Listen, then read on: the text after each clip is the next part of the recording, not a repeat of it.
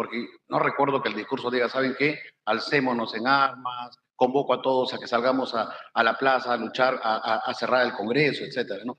¿Cómo es que diferentes organizaciones, cómo es que diferentes grupos de personas empezaron a también realizar mensajes llamando al levantamiento de las personas para apoyar la decisión de esta persona? Incluso se hace mención a los elementos de convicción, a que se habrían agrupaciones del MRTA y otras organizaciones delictivas, a que se habrían agrupaciones del MRTA y otras organizaciones delictivas, a que se habrían agrupaciones del MRTA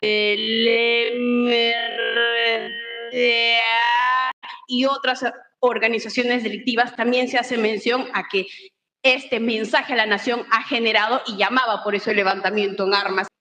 Ninguna. El magistrado Gustavo Gutiérrez.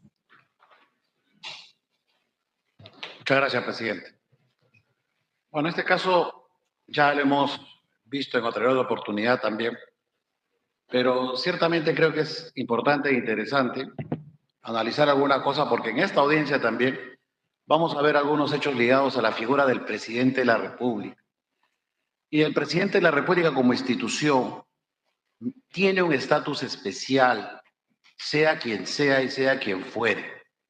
La pregunta es que aquí tenemos un acto judicial y fiscal que realmente la gran interrogante para mí es si ha tomado en cuenta eso, que en el acto que se le imputa estamos hablando de un presidente de la República que tiene prerrogativas que se tienen que respetar porque eso significa democracia, sea quien fuere el que está en el cargo. Sea presidente de la República, se le respetó precisamente que los actos que se le imputan se realizan dentro del ejercicio de su cargo para poder iniciarle un proceso penal y mandarlo a prisión. Pues la primera pregunta que le haría es, en la resolución judicial que dispone la prisión preventiva, ¿se analizó la calificación del delito y la justificación de la prisión tomando en cuenta las prerrogativas que tiene como presidente de la República? Señora Presidenta, con su venia. Señor magistrado, efectivamente, en la resolución de primera instancia que declara fundada la prisión preventiva, sí se hace el análisis de la calidad de presidente que tenía el ahora beneficiario. Así, en los antecedentes, en el punto número 11, se hace el análisis y se hace referencia a que con fecha 12 de diciembre del año 2022 se publicó en el Diario Oficial del Peruano la resolución del Congreso 22-2022 y demás numerales, mediante el cual el Congreso levanta la prerrogativa de antejuicio político del ciudadano José Pedro Castillo Terrones por la comisión flagrante de los delitos y declara haber lugar a la formación de causa penal, la cual resolvió levantar la prerrogativa de antejuicio político. Señores magistrados, es en mérito, se hace el análisis y obviamente se tiene en cuenta que el Congreso también, conforme sus competencias, conforme sus facultades, ha tomado la decisión de levantar esta prerrogativa. Procuradora, eso usted sabe que se hizo después de la detención. Efectivamente, se realiza el 12 de diciembre. Al momento de la detención, ¿está deteniendo la Fiscalía y la Policía a un presidente de la República? ¿Se hizo algún análisis sobre ese hecho del momento de la detención? El análisis y lo que se hace en la motivación de la resolución de primera instancia, se describe lo del 7 de diciembre, los hechos que realiza el ahora beneficiario en su calidad de presidente, la decisión inmediata que tomó el Congreso de realizar la vacancia del presidente y la comunicación de la fiscal y la decisión de intervenirlo por la comisión del delito en flagrancia, señor magistrado. Y también es importante señalar que el aspecto respecto al cual usted hace la pregunta, si se consideró o no que no se había hecho un debido procedimiento respecto a levantar la prerrogativa, ese aspecto, señores magistrados, no ha sido cuestionado, no ha sido señalado en la apelación que se presentó contra la resolución de primera instancia. Estamos en un proceso de habeas corpus y podemos analizar el tema como se ha hecho en otros casos, el caso Bedoya, de Vivanco inclusive, donde se analiza precisamente los presupuestos para la detención preventiva. En este caso, le estoy preguntando un tema puntual, si es que al momento de la detención, cuando el juez motiva y razona, no evalúa desde una perspectiva de un presidente de la República con prerrogativas que la detención es justificada, constitucionalmente hablando, no solo penalmente hablando. Ya me dio su punto de vista usted. El segundo punto, el segundo elemento que voy a preguntar es referido a los delitos, ¿no? Por ejemplo, el delito de rebelión, que usted ha señalado correctamente, conspiración, que no tiene grado de tentativa, rebelión, en este caso. La estructura típica, y cuando se hace un auto de apertorio, entiendo que cuando se inicia un proceso penal, tiene que haber una proyección de una cierta copulación de los elementos del tipo penal. La pregunta es, un juez penal en un auto apertorio de instrucción, no en una sentencia, no en la Suprema, en un auto apertorio de instrucción, puede extender el tipo y decir, bueno, un papel en un mensaje también es un arma, porque de lo que yo leo del delito de rebelión, dice el que se alza en armas. ¿En qué momento de toda esta etapa, desde el momento en que lee un papel y es detenido, en qué momento interviene el elemento arma en esta figura para hacer una rebelión?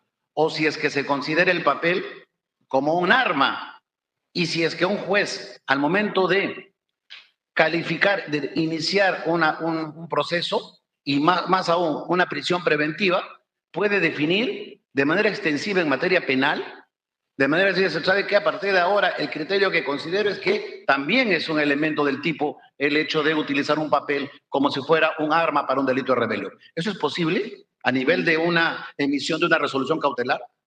Bueno, señor magistrado, dando respuesta a la pregunta, entiendo si lo que usted se está orientando al delito de rebelión, si se ha realizado la motivación respecto a cómo es que el mensaje y el papel que usted indica constituiría o se adecuaría al delito de rebelión. Claro, porque lo que pasa es que cuando uno va a calificar una prisión preventiva, uno tiene que determinar el delito, ¿no? O sea, yo tengo que proyectar, claro, no voy a probar, ¿no?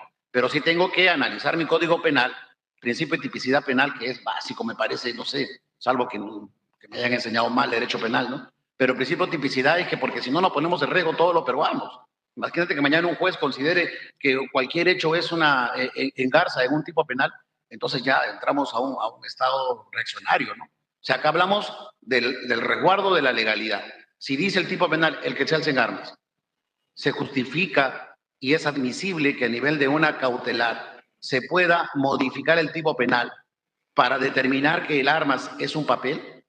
Señor magistrado, en el presente caso, conforme ya lo señalé también y lo voy a reiterar, respecto al delito de rebelión, se motivó el análisis del elemento de comisión, básicamente, que es el mensaje a la nación que dio, al cual usted hace referencia como un papel, cuando el expresidente se dirigió a toda la nación comunicando la decisión de establecer un gobierno excepcional y demás. Se ha hecho el análisis y se ha señalado que este es el inicio del levantamiento en armas, y también en los elementos de convicción se hace mención a que debido a este mensaje que dio el expresidente, y también se hace el análisis de con quiénes se reunió, quiénes estaban presentes, lo que se estaba acordando, cómo es que diferentes organizaciones, cómo es que diferentes grupos de personas empezaron a también realizar mensajes llamando al levantamiento de las personas para apoyar la decisión de esta persona. Incluso se hace mención a los elementos de convicción a que habrían agrupaciones del MRTA y otras organizaciones delictivas. También se hace mención a que este mensaje a la nación ha generado y llamaba por eso el levantamiento en armas. Lo que yo quiero resaltar, señor magistrado, es que no existe una modificación al tipo penal, que como usted dice es algo básico que desde la universidad lo entendemos. Lo que existe es una interpretación de los señores jueces ordinarios respecto a este delito, y también se ha citado la jurisprudencia emitida por la Corte Suprema del por qué consideran que estos hechos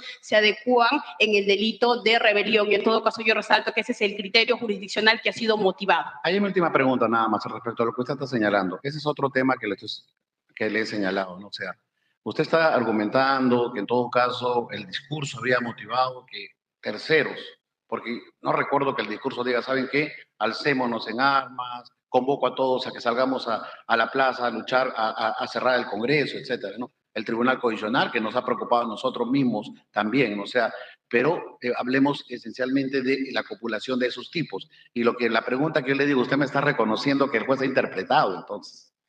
Usted me está reconociendo que el juez ha interpretado en ese momento que el delito de rebelión podía darse bajo ya no una figura típica del alzamiento en armas propiamente dicho, sino bajo otras modalidades que pueden ser entendidas también como levantamiento de armas. Y mi pregunta era ahí, y ahí cierro el tema, porque a veces hay mucha confusión en todos estos temas, ¿no? Queda claro para mí, por cierto, para cerrar mi intervención, Presidenta, es que el acto realizado por el expresidente Castillo es un acto inconstitucional.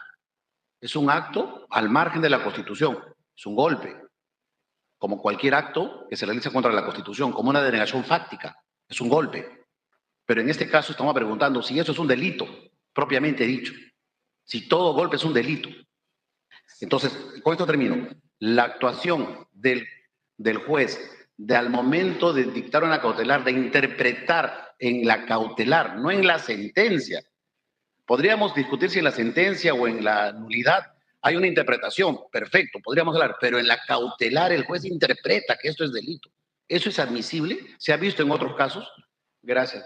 Señor magistrado, dando respuesta a lo que usted señala, me ha preguntado si yo estoy admitiendo que los jueces han interpretado y modificado el delito. Yo no he indicado eso, no se ha hecho ninguna modificación al delito. Lo que yo he indicado es lo que hacen los jueces a diario, los jueces ordinarios, no solo para prisiones preventivas, para sentencias y para cualquier decisión. Es la labor del juez interpretar la norma y es lo que los magistrados han hecho, han dicho el delito de rebelión consiste en esto, en mérito a sus elementos de convicción concluimos esto. Yo quiero aclarar eso, en ningún momento he señalado que ellos hayan hecho una interpretación modificando el delito. No, lo que yo he señalado es que ellos han interpretado, han motivado por qué los elementos de convicción se adecúan a este delito, señor magistrado.